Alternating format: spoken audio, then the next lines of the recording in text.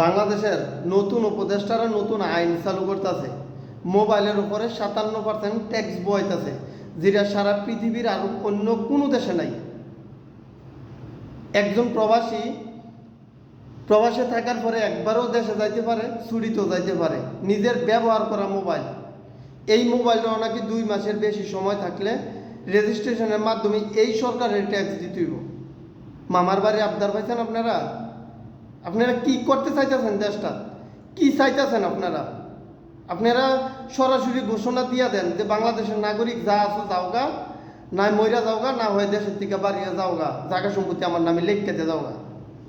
আপনারা তো এটা বাদ রয়েছে কথা, এই কথাটা কোয়া বাদে আপনারা তো 2 দিন পরে কইবেন যে প্রবাসীরা বাংলাদেশে ঢুকতে হলে আবার ভিসা লাগবো। আপনারা তো শিক্ষিত না, আপনারা তো অশিক্ষিত। একজন প্রবাসী আপনাকে টিয়া বিদেশে জানাই, প্রবাসী বাবার টিয়া গেছে, ভাইয়ের টিয়া গেছে, বোনের টিয়া, মার টিয়া, সুদের টিয়া, লাভের টিয়া, কিস্তির টিয়া বিদেশ গেছে। তাহলে আপনার 57% ট্যাক্স কেড়ে দিতে হইব। আপনি কি করলেন প্রবাসী বলে গিয়া যে আপনার 57% ট্যাক্স দিতে হইব? আপনারা কি করতে চাইতেছেন দেশের ভিতরে? আমরা বাড়ির ট্যাক্স দেই, আমরা গাড়ির ট্যাক্স দিই, আমরা রাস্তার ট্যাক্স দেই, আমরা ব্রিজের ট্যাক্স দিই। বাংলাদেশের প্রতিটা নাগরিক সব সব ট্যাক্স দিতে আছে। তারপরেও প্রবাসীকে গলার মতন কেড়ে চাপ দিলেন। প্রবাসীরা কি বাংলাদেশের নাগরিক না? প্রবাসীরা কি মানুষ না? না তা করে যা কইবেন তাই মাথা মাইনা নিব?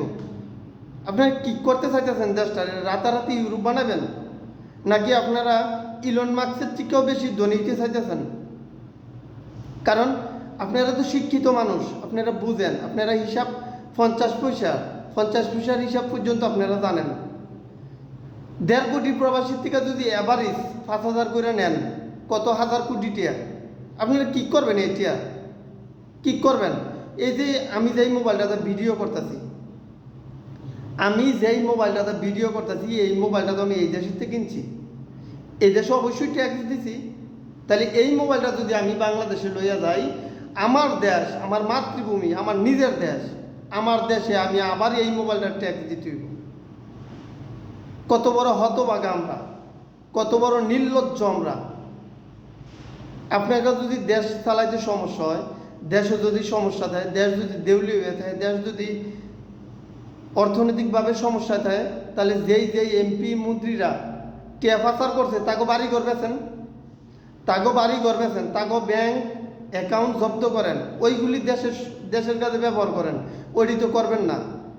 পাইছেন একটা প্রবাসী করে, পাইছেন একটা দেশের সাধারণ গরিব মানুষের